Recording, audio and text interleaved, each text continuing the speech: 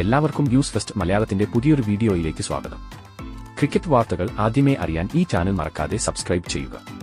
ഇംഗ്ലണ്ടിനെതിരായ മൂന്നാം ഏകദിന മത്സരത്തിൽ ഇന്ത്യ നേടിയത് തകർപ്പൻ വിജയമാണ്. ടോസ് നഷ്ടപ്പെട്ട് ആദ്യം ബാറ്റ് ചെയ്ത ഇന്ത്യ 356 റൺസാണ് നേടിയത്.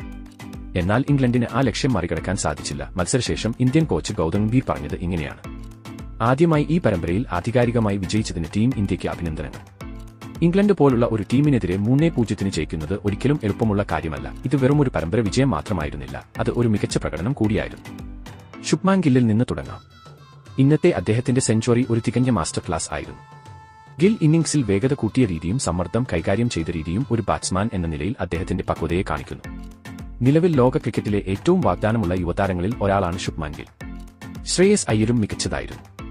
മധ്യ ഓവറുകൾ നിയന്ത്രിക്കാനും സ്ട്രൈക്ക് റൊട്ടേറ്റ് ചെയ്യാനും ശരിയായ സമയത്ത് വേഗത കൂട്ടാനുമുള്ള ശ്രേയസിന്റെ കഴിവ് ഇന്ത്യയ്ക്ക് നിർണായകമായിരുന്നു. ഇനി ഈ ടീമിന്റെ ഭാഗമല്ലാത്ത ഒരാളെക്കുറിച്ച് ഞാൻ സംസാരിക്കാൻ ആഗ്രഹിക്കുന്നു. സഞ്ജു സാംസണെക്കുറിച്ചാണ്. ഇന്ത്യൻ ക്രിക്കറ്റിൽ കൂടുതൽ അവസരങ്ങൾ അർഹിക്കുന്ന ഒരാളാണ് സഞ്ജു.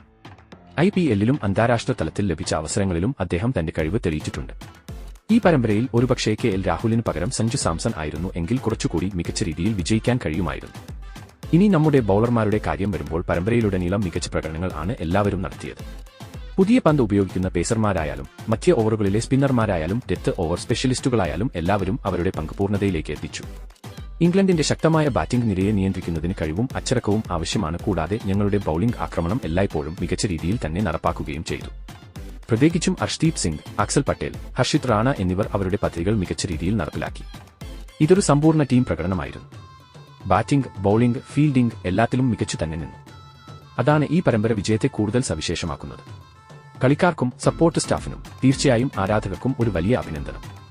ഒരു മത്സരം പോലും തോൽക്കാതെ ഒരു പരമ്പര നേടിയതിൽ ഞങ്ങൾ അഭിമാനിക്കുന്നു. ഞങ്ങൾ ഈ വിജയം തീർച്ചയായും ആസ്വദിക്കും. തുടർന്ന് മുന്നിലുള്ള വെല്ലുവിളികളിൽ കൂടുതൽ ശ്രദ്ധ കേന്ദ്രീകരിക്കുകയും ചെയ്യും എന്നും ഗംഭീർ വ്യക്തമാക്കി. ഇന്ത്യ ഇന്ന് മികച്ച പ്രകടനം തന്നെയാണ് കാഴ്ചവെച്ചത്. തികച്ചും അർഹിച്ച ഒരു പരമ്പര വിജയം തന്നെയായിരുന്നു ഇന്നത്തേത്. എല്ലാവരും ഒരുപോലെ തന്നെ മികച്ച പ്രകടനങ്ങൾ കാഴ്ചവെച്ചു.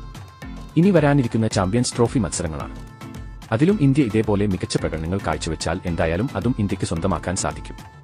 ഇതിനെപ്പറ്റി നിങ്ങളുടെ അഭിപ്രായം എന്തെന്ന് താഴെ കമന്റ് ചെയ്യുക.